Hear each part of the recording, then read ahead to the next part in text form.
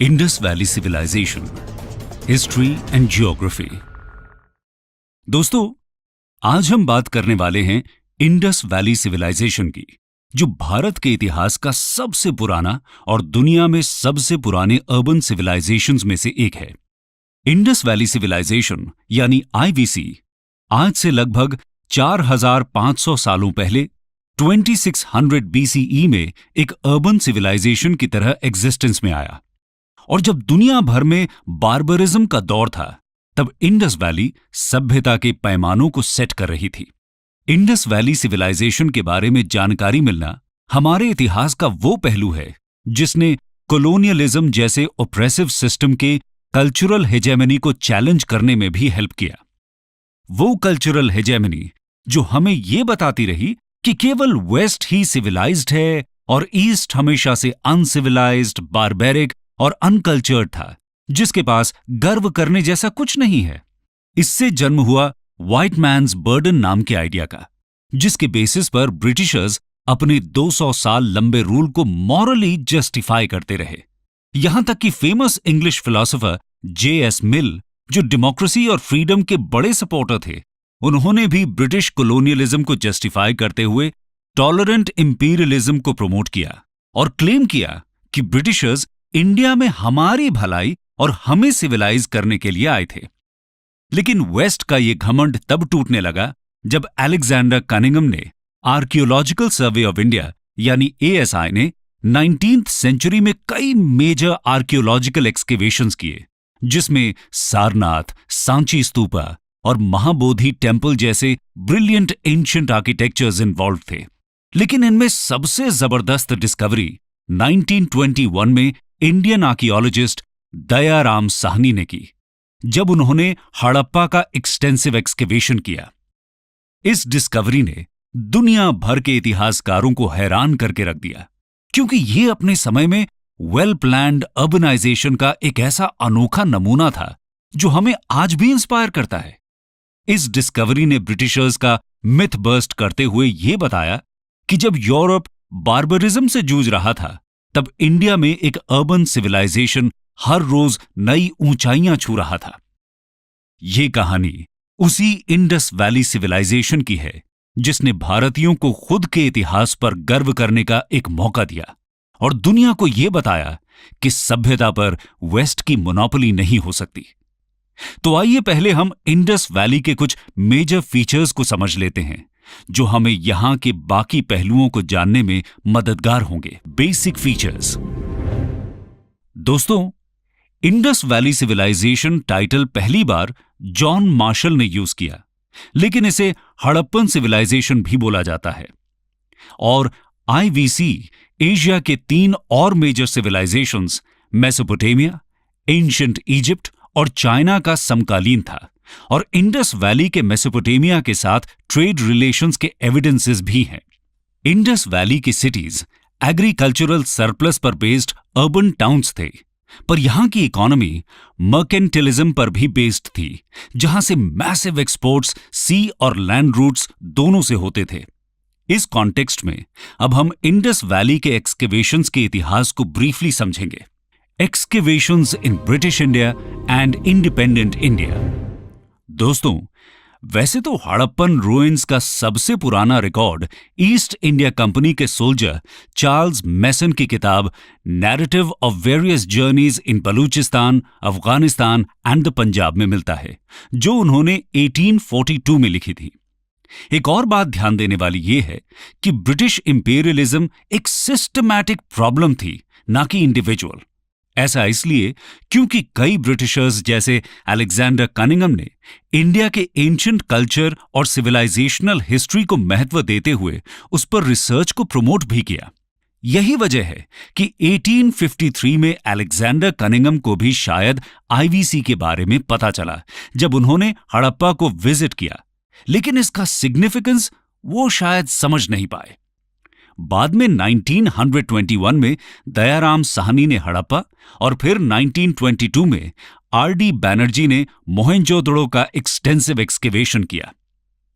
इसके बाद से लगातार इंडस वैली पर एक्सकेवेशंस हो रहे हैं, जिनमें कई प्रोमिनेंट आर्कियोलॉजिस्ट्स जैसे NG Majumdar, Amalananda Ghosh, RS Bisht, JP Joshi, R Rao और वसंत शिंदे इन्वॉल्व रहे। इन्होंने आईवीसी के कई और साइट्स जैसे सुतका गैंडोर, कालीबंगा, लोथल एटसेट्रा को डिस्कवर किया और आज तक 2000 से ज्यादा इंडस वैली साइट्स पाई गई हैं। दोस्तों, इंडिपेंडेंट इंडिया के एक्सकेवेशंस की बात करें तो उसमें सबसे मेजर डिस्कवरी थी 1990s में आरएस बिष्ट की, जब उन्हें ढोलावीरा में स्टोन इंस्क्रिप्शन और इंडस साइन बोर्ड मिले। Indus sign board wooden plate में इंडस स्क्रिप्ट का लॉन्गेस्ट इंस्क्रिप्शन है और स्टोन इंस्क्रिप्शन ऐसा पहला हड़प्पन इंस्क्रिप्शन है जो स्टोन में है। इसके पहले मिले इंस्क्रिप्शंस टेराकोटा, वुड एटसेट्रा में इंस्क्राइब्ड थे। इसके अलावा दूसरी मेजर डिस्कवरी थी इंडिया की राखी गढ़ी साइट, जिसे पहली बार अमरेंद्र नाथ ने 1997 में एक्सकेवेट किया। 2014 में वसंत शिंदे के एक्सकेवेशंस ने इसे हड़प्पन सिविलाइजेशन की लार्जेस्ट साइट बना दिया, जो लगभग 350 हेक्टेयर्स में फैली हुई है, और इसने 300 हेक्टेयर्स में फैली पाकिस्तान की मोहनजोदड़ो को पीछे छोड़ दिया। खैर, अब हम बात करते हैं कि आईवीसी के इतिहास को हिस्टोरियंस कैसे क्लासिफाई करते हैं। 4 स्टेजेस और 4 फेजेस ऑफ एवोल्यूशन। दोस्तों, हिस्टोरियंस आईवीसी को जनरली 4 फेजेस में डिवाइड करते हैं। इसमें पहला है प्री हड़प्पा, जो 3300 बीसीई के पहले का फेज है। इस दौर में नोमैडिक लोग सेटलमेंट्स बनाने लगे और एग्रीकल्चर की शुरुआत हुई। दूसरा है अर्ली हड़प्पा, जो लगभग 3300 बीसीई से 2600 बीसीई तक था। इस दौर में हड़प्पा में बड़े बड़े विलेजेस का इमर्जेंस हुआ, जो बाद में अर्बन टाउन्स में कन्वर्ट हुए। तीसरा और सबसे इंपॉर्टेंट है मैच्योर हड़प्पन फेज, जो 2600 से 1900 बीसीई तक एग्जिस्टेंस में रहा। इस दौरान वो ग्रेट सिटीज फ्लरिश कर रहे थे, जो आईवीसी को अर्बन बनाते हैं, और इसी दौर में हड़प्पा में मर्केंटिलिज्म भी अपने चरम पर था। आखिरी फेज है लेट हड़प्पन फेज, जो 1900 बीसीई से 1300 बीसीई में मिलता है। यहां आईवीसी का डिक्लाइन दिखता है, जिसके बाद धीरे धीरे ये सिविलाइजेशन इतिहास बन गया। चलिए अब आपको लेकर चलते हैं इंडस वैली की जियोग्राफी की ओर और जानते हैं कि यह कहां से कहां तक फैला हुआ था। Geography of Harappan sites. Indus valley civilisation Punjab, Haryana, Sindh, Balochistan, Gujarat, Rajasthan और वेस्टर्न यूपी तक फैला हुआ था।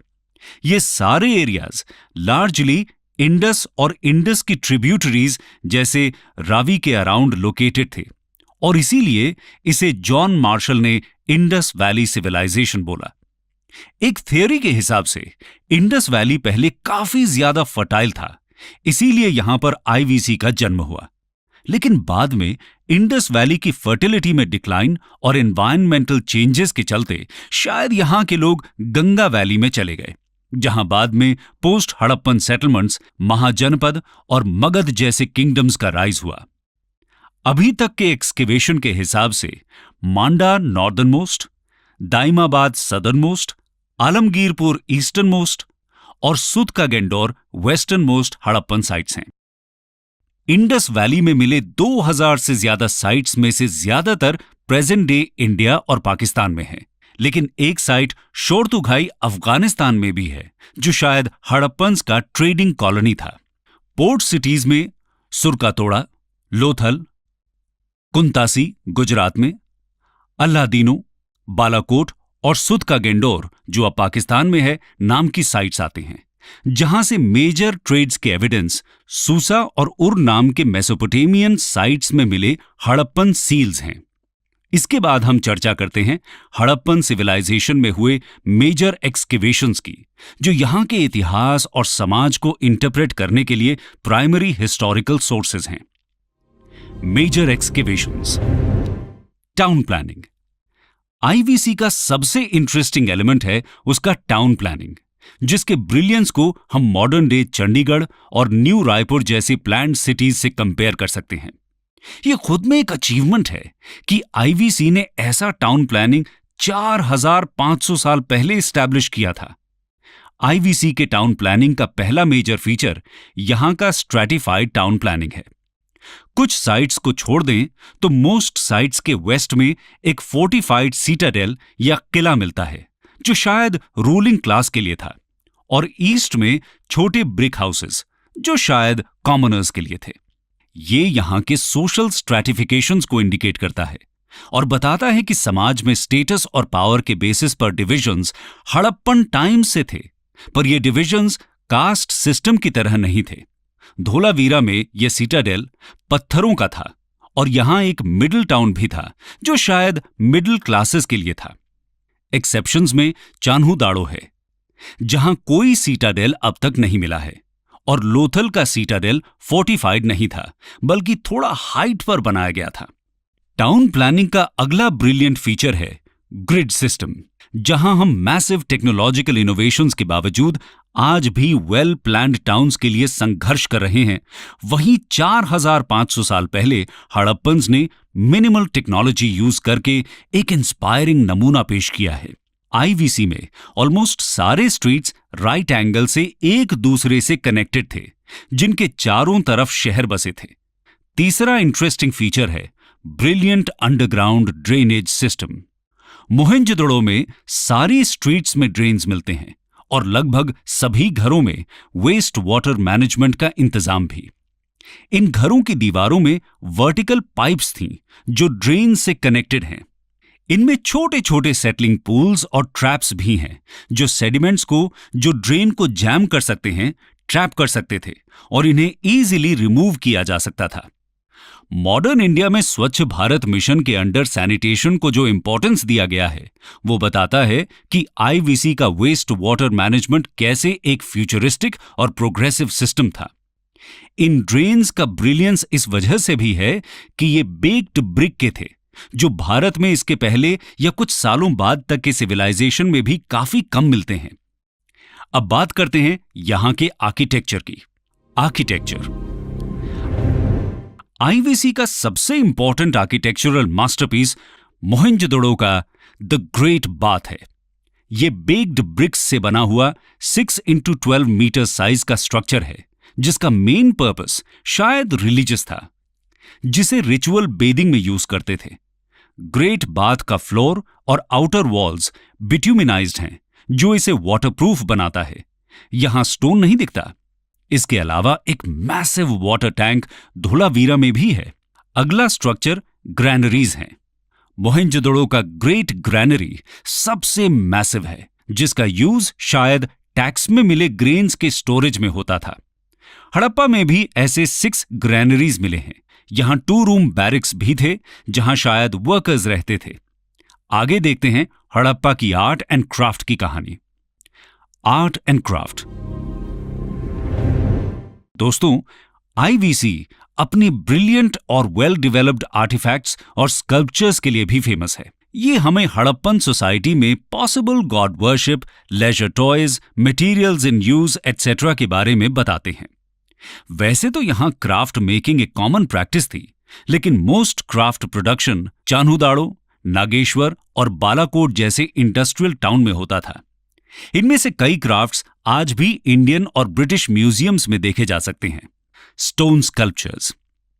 स्टोन स्कल्पचर्स की बात करें तो उनमें सबसे फेमस स्कल्पचर रेड सैंडस्टोन में बना मेल बॉडी के अपर पार्ट या टॉर्सो है।